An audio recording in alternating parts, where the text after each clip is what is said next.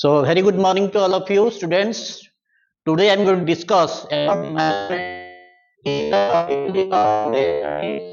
what is management, then principle of management, function of management, and level of management.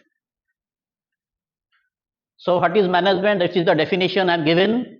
Management may be defined as the art of getting work done through people with satisfaction of the employer, employees, and the public. That means when you have assigned a job to manage something, you should be properly manage that things, because under you there are so many subordinates are there to work with you. So how you have to communicate with those subordinates, how the achievement can be succeed, it is depend upon you. So that is known as management is a art of process or art of things to manage the human resource to achieve a common objective of the organization.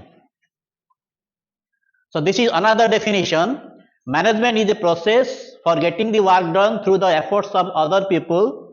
It is necessary to guide, direct, coordinate and control human efforts towards the fulfillment of the goal of the enterprise. So that means suppose a manager is there, he has to complete assignments.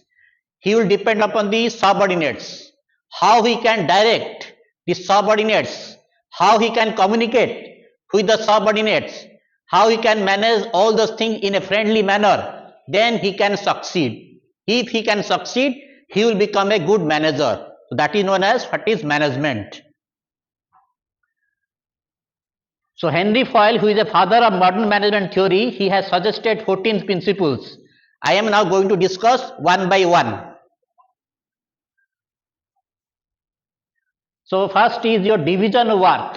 The first Henry Fayol principle of management is based on the theory that if an employee is given a specific task to do, they will become more efficient and skilled in it.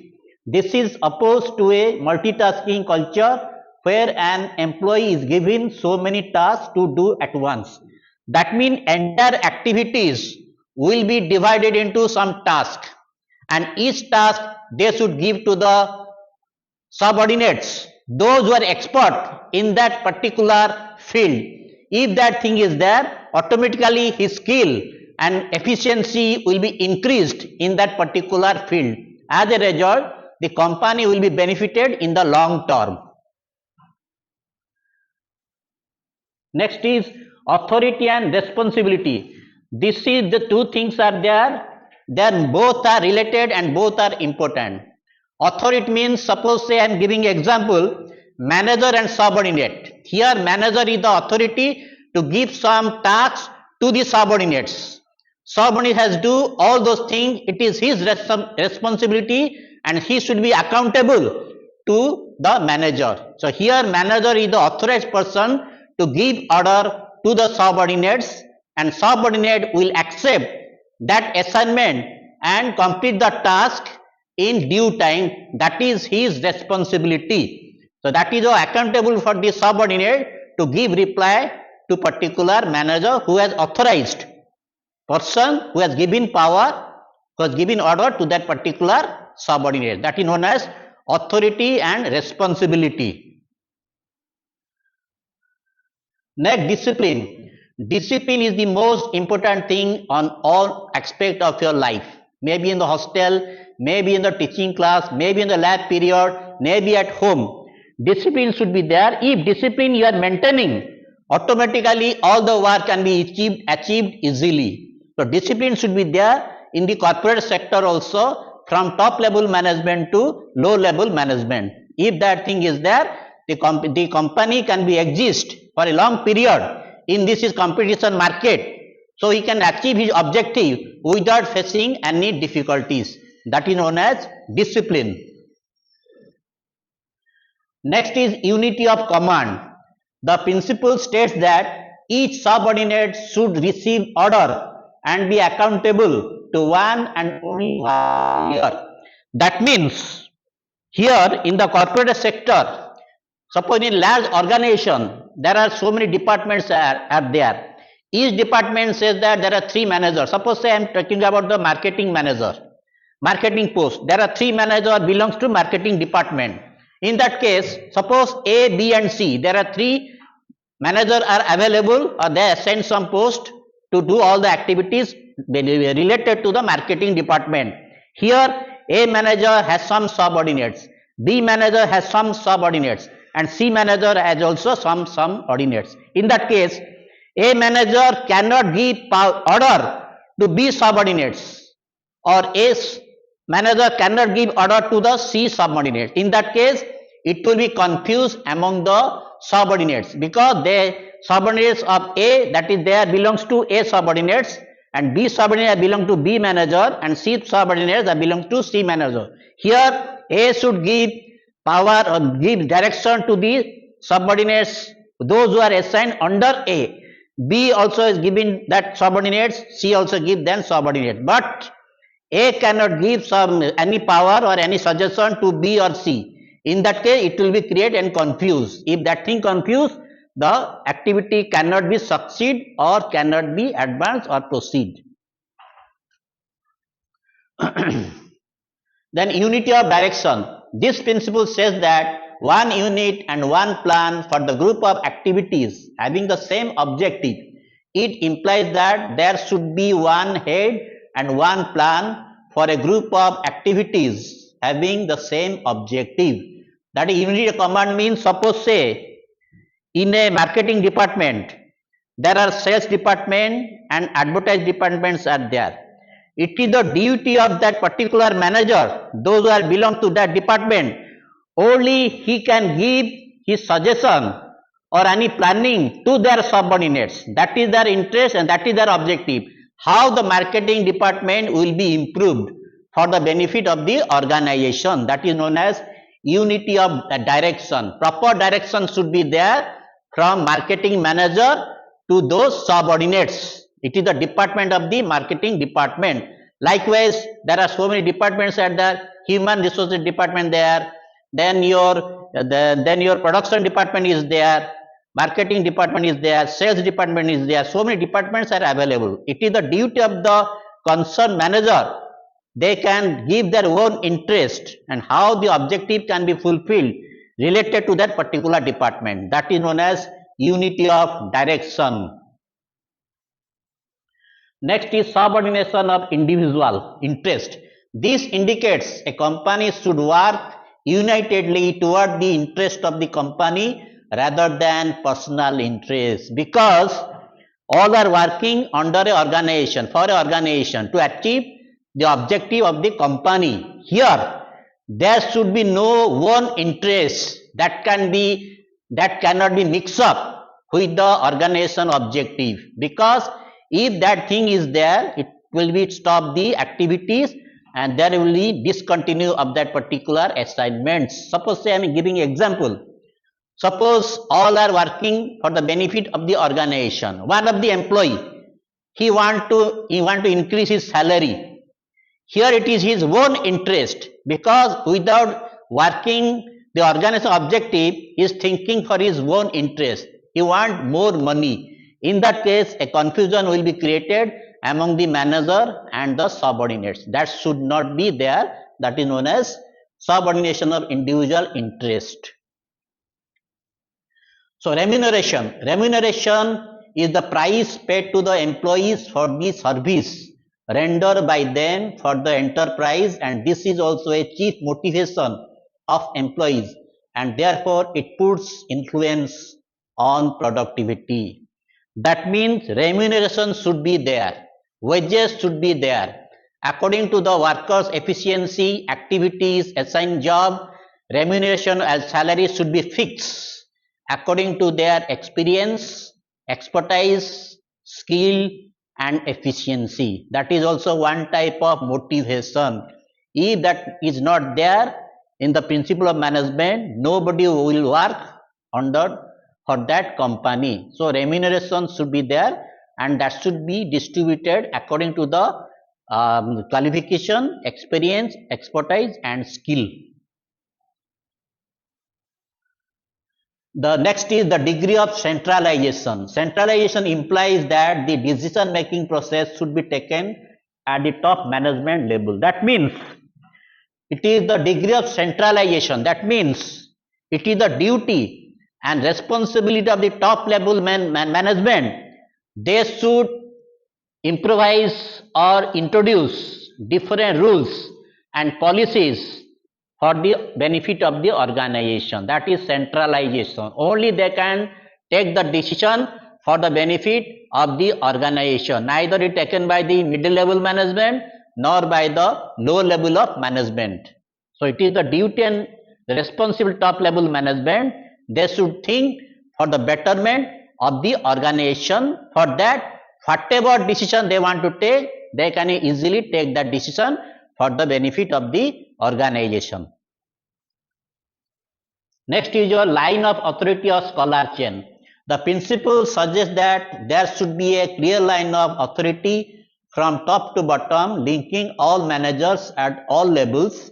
This is necessary so that every employee knows their immediate senior, and also they should be able to contact any if needed. This is the line of authority or scholar chain. That is the structure of the organization. First your top level management, then middle level management, then your low level of management. The top level management will give power or give order to the middle level of management. Middle level management will execute which is required for the top level management. And the low level management, they have to take the taken from the question or anything, they should meet according to the demand of the middle level manager. So they have to execute the decision or the power or the suggestion given by the middle level of management. So this is the scholar chain. The workers, they are the workers, their senior is low level management. Low level management senior is middle level management. Middle level management senior is your top level management. This is the scholar chain. Whatever communication will be there, that will be through top level to middle level to low level, then low level to workers. So this is known as scholar chain. Then order. A company should maintain a well-defined work order to have a favorable work culture. The positive atmosphere in the workplace will boost more positive productivity. That means order means communication. Whatever decision will be taken by the top level management, that should be communicated to the middle level management, to the low level management, and to the workers. In that case, the worker trust will be increased on the top level management. As a result, the workers will work in a very positive atmosphere, in a very friendly atmosphere, and their communication is very good, so that they can work for a longer period for the benefit of the organization. That is known as your order.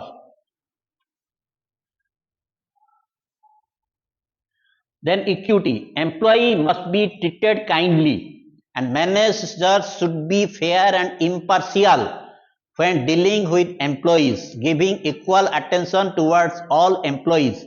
This will make employees more loyal and devoted toward the management or enterprise. That means equity means this is a very important role should be played by the manager.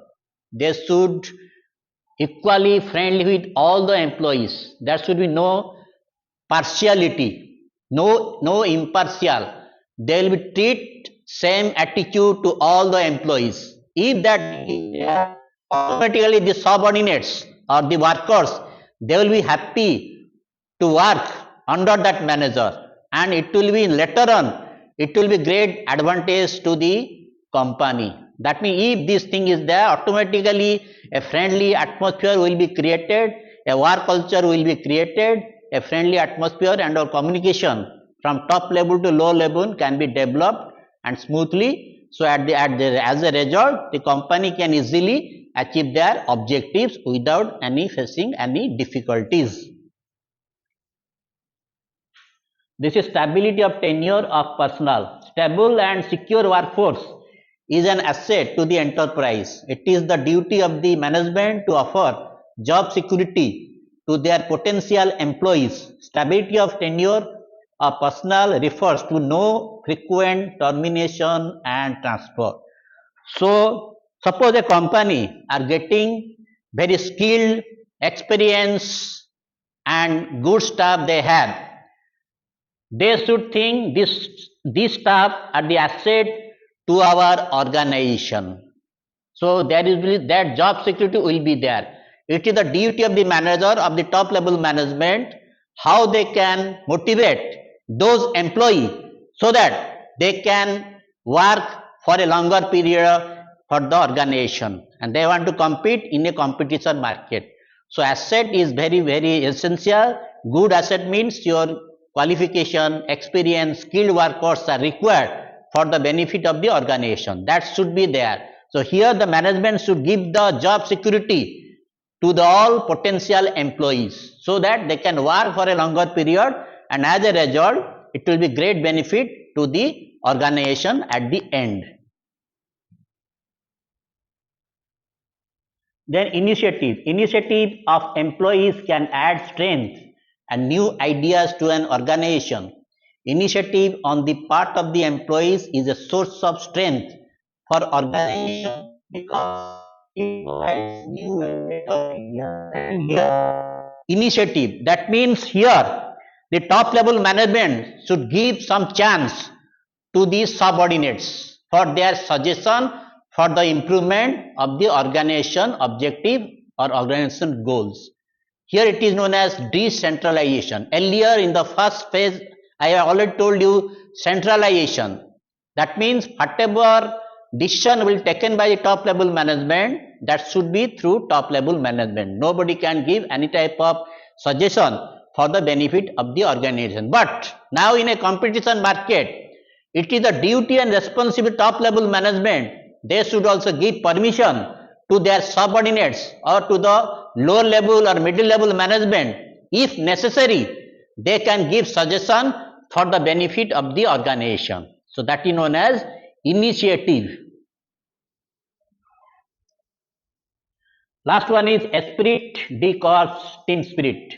It is the responsibility of the management to motivate their employees and be supportive of each other regularly. Developing trust and mutual understanding will lead to a positive outcome and work environment. That means team spirit. If the team spirit is developed in an organization, it is very easy for the organization to achieve their common goals or objective. If they want to exist in the competition market for a longer period, the team spirit should be developed. It is the duty and responsibility of the top level management how they can create a good working atmosphere, friendly atmosphere. Communication should be improved so that whatever decision will be taken by the top level management, that can be passed through the middle level management, then through the lower level management and to the workers. If that thing is there, automatically the team spirit will be developed, the worker as a result, all the subordinates or the workers, they can work in that friendly atmosphere for a longer period. As a result, the company will be benefited in the due time or they can exist for a longer period in this competition market.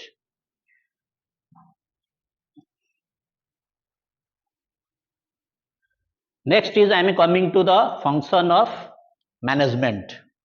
So there are 9 major functions of management such as forecasting, planning, organizing, staffing, coordination, directing, motivation, communication and control.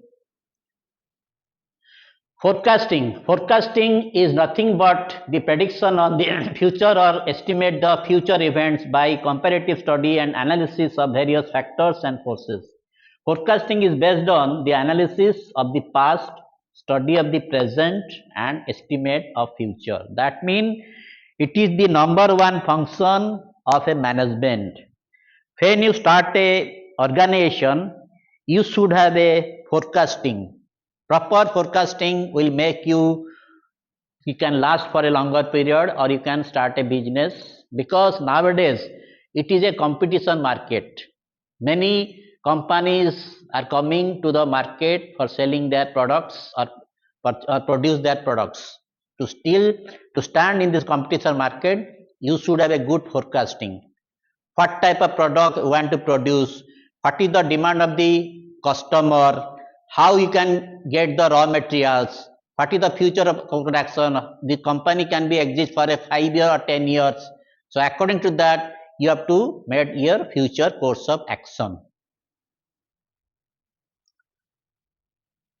Then planning. After forecasting, planning is the most important action. Planning means deciding a future course of action to be performed by all the employees in the management process. Planning involves study of future. That means suppose your forecasting is ready, then you have to plan out how that can be achieved. If the planning is wrong, entire thing will be wrong. If the planning is okay or good, then you can do your business or you can last for a longer period in this competition market. So planning should be there. After which step, what you have to do, then which step, what I have to be maintain, we have to maintain. So everything that can be possible through your planning. If your future action is okay, then easily you can plan out to achieve your future course of action activities. Next, organizing. Organizing is the management process which helps to carry out the plan. Organizing includes putting the life to plan by bringing together the physical facilities, executives, personnel, workers, capital, machinery, materials, service to carry out the plan. That means after forecasting, then you have made a plan. Then after planning, this is the most important factors or function of management, that is organizing. You have to organize everything starting from purchasing raw materials, recruitment, how many persons are required for which post, everything will be, what is the machinery, what are the raw materials, what are the vendor from where you can purchase your raw materials, everything you have to be think in your organizing. You have to organize every element which is related to your business, such as then facility, physical facilities, executive, personnel, workers, capital, machinery, materials, service to carry out the plan. Everything is required in this function, that is organizing. Next is staffing. It is nothing but structure. Staffing function include recruitment, selection, training, placement, transfer, promotion, etc. That means you have to need your human resource. How many managers are there? How many workers are there? How many supervisors are there for your organization? Based on that, you have to recruit the efficiency, the skill, the expertise, this type of human resources are required for the benefit of the organization. Then suppose you have recruit, then next step is your recruitment is over, then selection, then you have to give the training, then you have to placement, transfer, promotion. So these are the things are required to your human resource management. So after getting the recruitment, you have to provide training so that they can do better skilled and expertise in the respected field. Then you have to give the promotion, then you have to give the transfer like this, then you have to give the salary, bonus, everything, that is your staffing. Then coordination. Coordination is the function of management which ensures that different departments and groups work in synchronization to achieve the common objective of the organization. Therefore, there is unity of action among the employees, groups and departments. That means coordination means, suppose in a company there are 6 departments, suppose say marketing, sales, advertisement, human resource, accounting. So many departments are there, and each department consists of some manager, supervisor and subordinates. All the staff from different companies, different departments, they are working as a common for the benefit of the organization. That coordination should be there. That means there will be cordially interaction, coordination, communication, support should be there among all the departments. This thing is there, then automatically the objective of the organization can be achieved without facing any difficulties, and also they can stand for a long period in this competition market. So that is known as coordination. Then directing. Simply appointing competent persons in different positions is not enough to get good results. They need direction, that means proper order and instruction as per requirement. Suppose say there is a manager, they have been recruited for the managerial activities. They should know everything and he should communicate it properly or give direction properly to their subordinates. If that thing is there, his objective is clear, if his decision is clear, then easily he can communicate all those things to their subordinates. In that case, the subordinates will be happy and they can do their activities according to the instruction of the manager. So based on that, automatically the achievement or the objective can be fulfilled easily. That is known as directing properly. Because if you know your activities, know your suggestion, then you can easily give the direction to your subordinates. If you are not clear, you are confusing, the same thing happened to your subordinate also. So that thing should be there, you should be clear about your decision or about your suggestion. Then motivation. Motivation is nothing but creating an internal desire in the mind of a person to do something. In the management process, motivation is a powerful tool to achieve the goal effectively. So motivation should be there in all aspects of your life. Suppose you are working under a manager.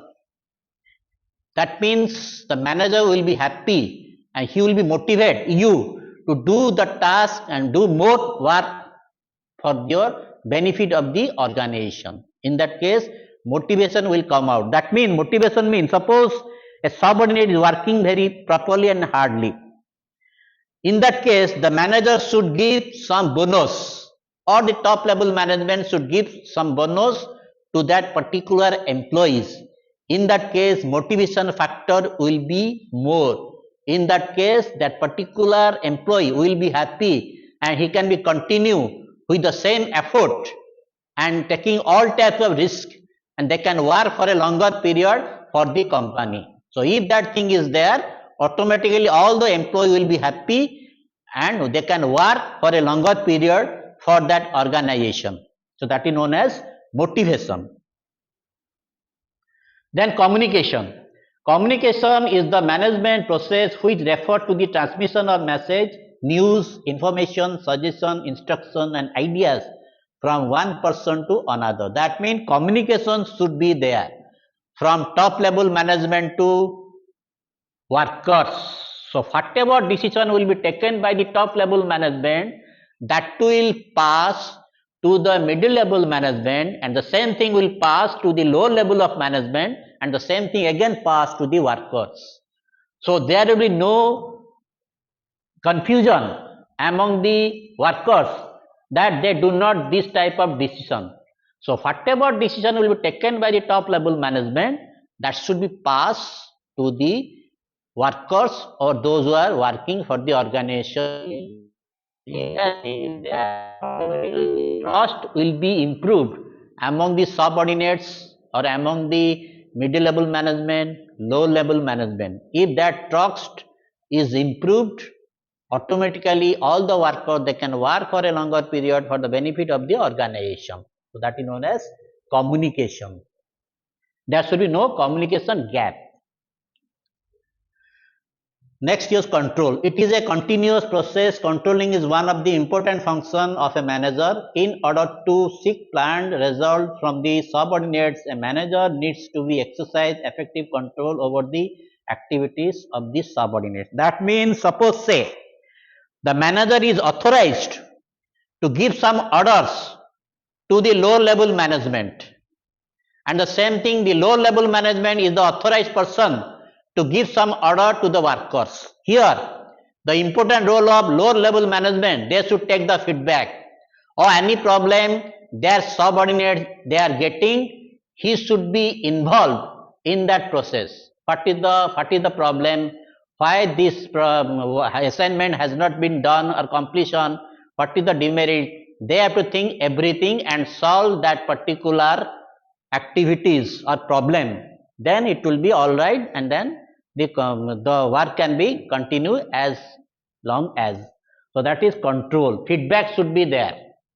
The manager should take in feedback for the low level management. The low level management should take the feedback of the workers. Based on that, there will be good communication and that there will be good friendly atmosphere will be created. As a result, all are happy and they can work for a longer period for the organization.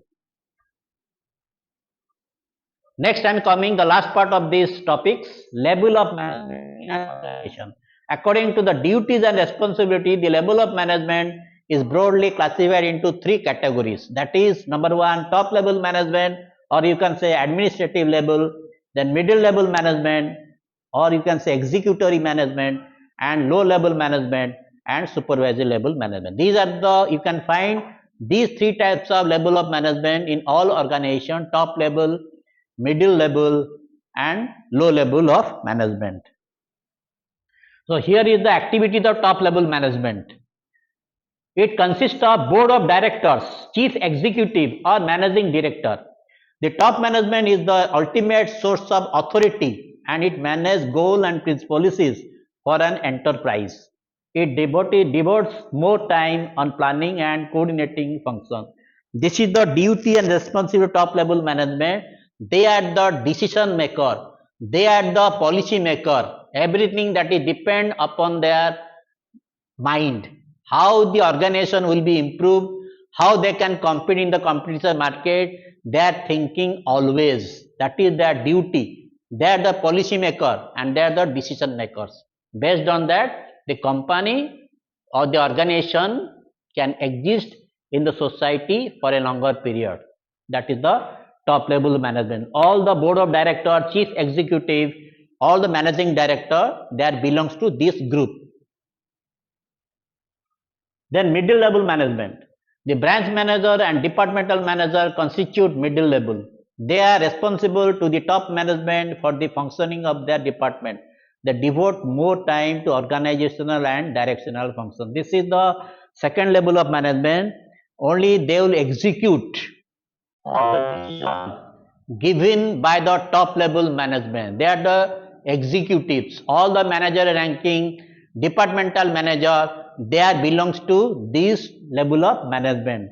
They devote more time how the organization will improve, how the direction function will be improved. They are thinking all those things in their level. They have to execute whatever decision will be given by the top level management. So this is the last one, low level of management. Low level is also known as supervisory or operative level of management. It consists of supervisor, foreman, section officer, superintendent.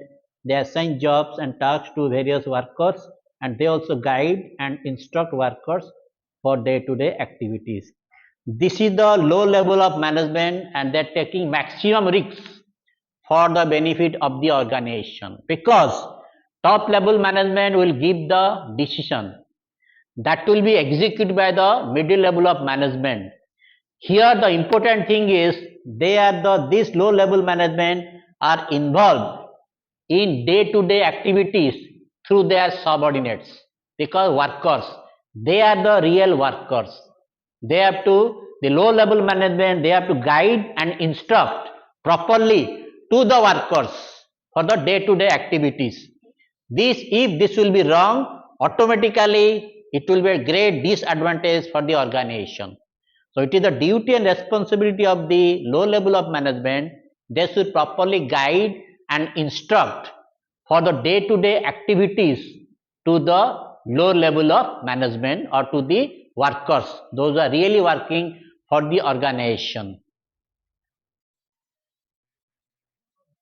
Next class I will continue from new topics. So thank you.